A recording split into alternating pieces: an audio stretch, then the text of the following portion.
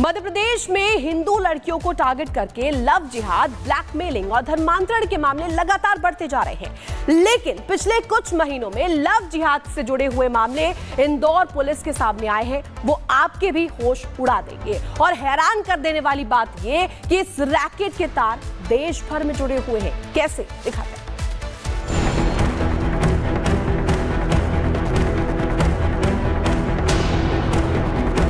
हमारी टीमें सतत लगी हुई हैं और जो अपराधी है वो भाग जरूर सकता है लेकिन बच नहीं सकता है।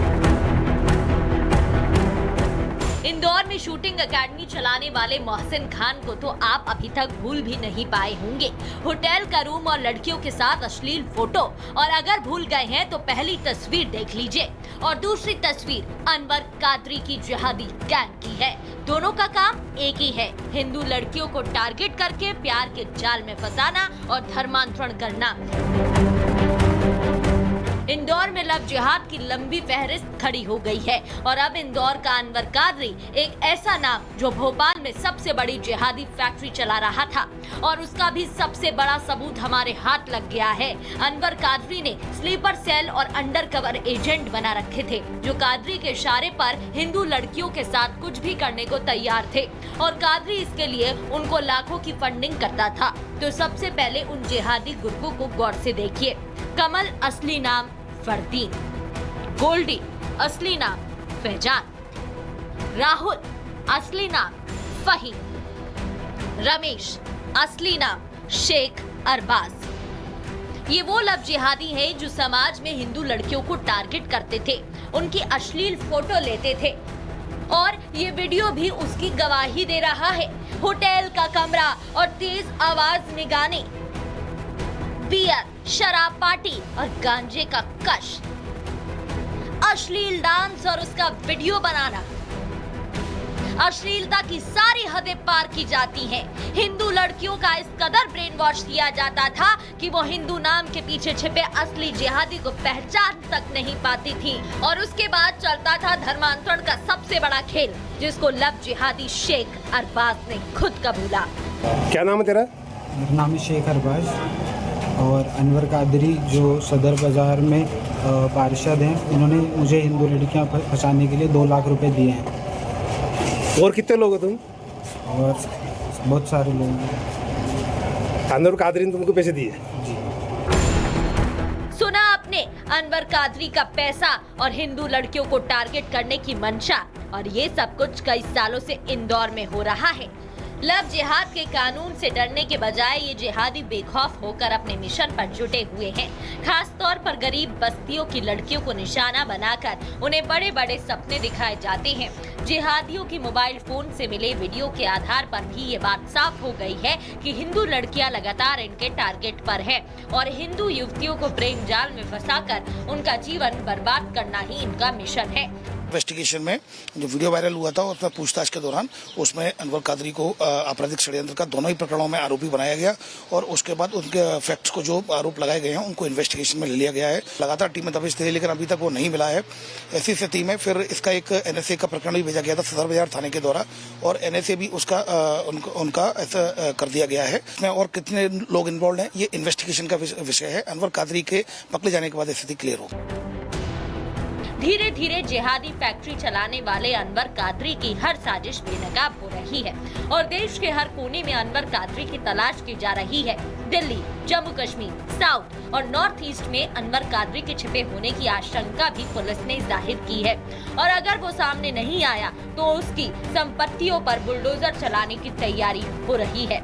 सारी जानकारी हमारे द्वारा कलेक्ट कर ली गई है कि उसके नाम पर कौन कौन सी संपत्ति है, और उस संपत्ति का ब्यौरा लेकर के माननीय न्यायालय में हमारे द्वारा फरारी का एक प्रपत्र भी जारी पेश किया गया है, जिस पर से फरारी वारंट भी जारी हो गया है। ये तथ्य जो भी पीड़ित पक्ष के द्वारा बताए गए हैं उनकी पुष्टि की जा रही है, परीक्षण किया जा रहा है। बहुत सारे तथ्यों का परीक्षण हो चुका है, शेष हमारी विवेचना का अंग है, उनका परीक्षण जारी है।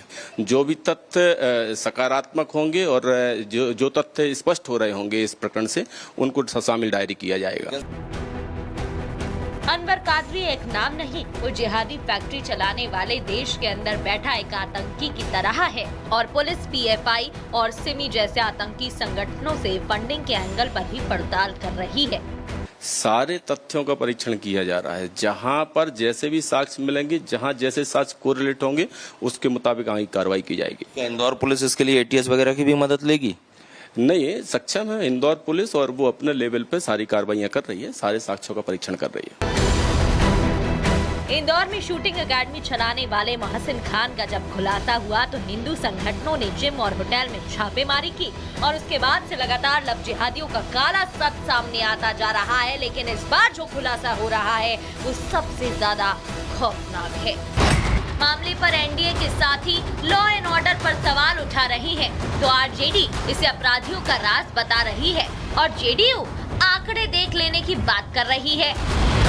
जिस तरीके से बिहार में अपराध बढ़ा है, लॉ एंड ऑर्डर जिस तरीके से ध्वस्त हुआ है, अगर बिहार में एक भी हत्या होती है तो सरकार और प्रशासन के लिए ये चिंता का विषय होना चाहिए। बिहार में चारों तरफ चीख और पुकार है, इसलिए कि अचेत बिहार में नीतीश कुमार है। कानून व्यवस्था है क्या? लचर कहना भी बेईमानी है। कानून व्यवस्था नाम के बिहार में कोई चीज ही नहीं है। स्टेट क्राइम ब्यूरो के आंकड़े हैं, ये आंकड़े इस बात के गवाह हैं। 2004 का मैं उदाहरण दे रहा हूं, केवल उसके पहले का नहीं। 3861 मर्डर हुआ था और 2024 में 2786।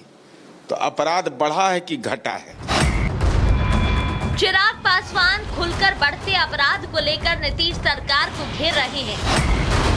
पुलिस प्रशासन पर सवाल उठा रहे हैं। राजनीतिक गलियारों में चिराग के इस बयान की टाइमिंग पर भी चर्चा हो रही है। पहले सभी सीटों पर लड़ने का ऐलान और अब एनडीए साथी की खुलकर आलोचना। क्या है इसके सियासी मायने? क्या बीजेपी चिराग के सहारे विकल्प तलाश रही है या बिहार में चुनाव से पहले कोई सियासी खिचड़ी पक रही है? Bureau report, Republic Bharat. और अब बिहार के मधुबनी की करेंगे, जहां 2 शराब तस्करों की मौत के बाद बवाल हो गया। आरोप है कि पुलिस की गाड़ी से टक्कर के बाद मौके पर एक शख्स की मौत हो गई। गुस्साए ग्रामीणों ने सड़क पर जाम किया, प्रदर्शन किया और पुलिस पर पथराव भी किया। पूरी खबर दिखाते हैं आपको।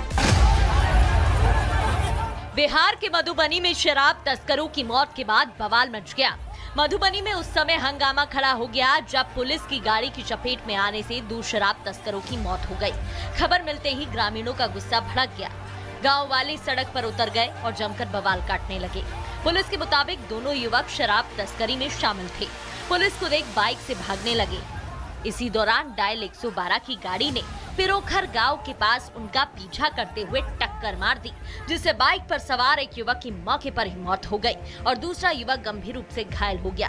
डायल 112 में जो एएसआई चंद्रमोहन सिंह थे और उनकी पूरी टीम को तत्काल प्रभाव से सस्पेंड कर दिया है, विभागीय कार्रवाई चलाने का आदेश दिया है और इस रोड एक्सीडेंट में जो भी हुआ है उसके लिए इन पुलिस पदाधिकारियों पे एफआईआर करने का आदेश दे दिया है। युवकों की मौत की खबर गांव वालों तक पहुंची तो हड़कंप मच गया। गुस्साए ग्रामीणों ने एनएच सड़क जाम कर प्रदर्शन किया। पुलिस को देख ग्रामीण उग्र हो गए और पथराव कर दिया। प्रदर्शनकारियों को खदेड़ने के लिए पुलिस ने हवाई फायरिंग भी की। स्थानीय लोगों का आरोप है कि डायल 112 की पुलिस ने जानबूझकर टक्कर मारी क्योंकि युवक पुलिस को कमीशन नहीं दे रहे थे। ये दारू का धंधा करते थे, दारू का धंधा करते तो इसको पकड़ते, अरेस्ट करते, गोली नहीं ना मारना चाहिए। परिजनों की मांग है कि घटना की निष्पक्ष जांच और दोषी पुलिसकर्मियों के खिलाफ सख्त कार्रवाई हो। वहीं इलाके में भारी पुलिस फोर्स की तैनाती कर दी गई है। राधिका यादव टेनिस की नेशनल खिलाड़ी, जिसकी हत्या उसके ही पिता ने कर दी। लेकिन क्या इस पर आपको भरोसा हो रखा है? क्योंकि जो बेटी नेशनल लेवल पर पिता का नाम रोशन कर रही, जिस बेटी पर पिता ने कई करोड़ रुपए खर्च किए, एकेडमी में एडमिशन करवाया, उसके बाद वो इस तरीके से नेशनल प्लेयर बनी। अब सवाल ये खड़े हो रहे हैं कि आखिर पिता ने ही क्यों मौत के घाट उतारा।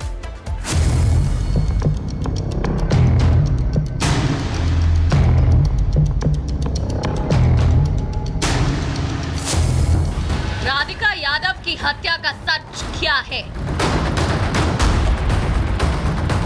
राधिका के पिता क्या छिपा रहे हैं? जिसने नाम रोशन किया उसको क्यों मारा? क्या पिता ने ही होनहार बेटी को मारा है?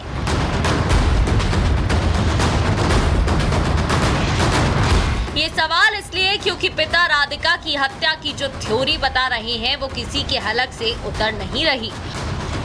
जिस बेटी के कंधे में चोट लगने पर टेनिस एकेडमी की शुरुआत कर दी गई, जिसके लिए 2 करोड़ से ज्यादा खर्च किए हो, जिसकी बेटी इंटरनेशनल टेनिस टूर्नामेंट खेल चुकी हो, 5 से 6 देशों की यात्रा कर चुकी हो, वही पिता अब उस बेटी की हत्या कैसे कर सकता है? और राधिका खेताऊ की बातों ने भी इस पर इन सवालों को पुख्ता कर दिया है। परिवार भी गलत मानता है कि बहुत गलत हुआ, ये नहीं होना चाहिए था। अब पता नहीं वक्त की मार थी या क्या था, कैसे ये घटना घटी उसका किसी को नहीं पता। रीज़न क्या है? रीज़न का किसी को नहीं पता, आप पूछ लो जाके कि क्या बात हुई है क्या नहीं, कोई रीज़न नहीं। हम तो अपने परिवार की तरफ से कह सकते हैं हमें बहुत दुख है और ये हुआ तो बहुत गलत हुआ। मतलब राधिका पर कोई पाबंदी नहीं थी, एकेडमी को लेकर विवाद नहीं था, फिर राधिका यादव की हत्या क्यों? इस सवाल पर अभी भी प्रश्न चिन्ह बना हुआ है।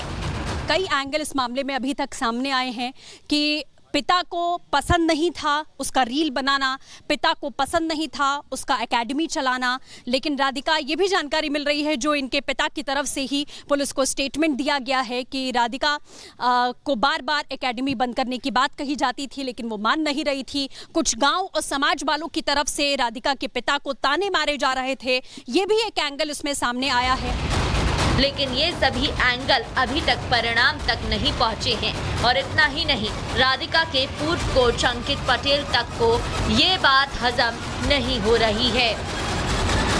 जो भी ये सारी चीज़ें हुई हैं, इट इज़ रियली सरप्राइजिंग। उनकी जो बॉन्डिंग थी, जो चीज़ें थी, वो बहुत ही ज़्यादा अबव नॉर्मल थी, बहुत ज़्यादा अच्छी थी। जो भी दिखती थी हमें, कभी हमेशा पापा उसके सपोर्ट ही करते थे उसको, अगर कभी ख़राब भी खेले हैं ऐसे कुछ भी करे तो मैंने जो देखा है एटलीस्ट और जो मैंने सुना है। इस बीच जो सबसे बड़ा खुलासा हुआ वो ये कि पिता ने राधिका पर 4 नहीं 5 बार फायर किया था, जिसमें 4 गोली राधिका को लगी थी और 5वीं गोली किचन में मिस हो गई थी।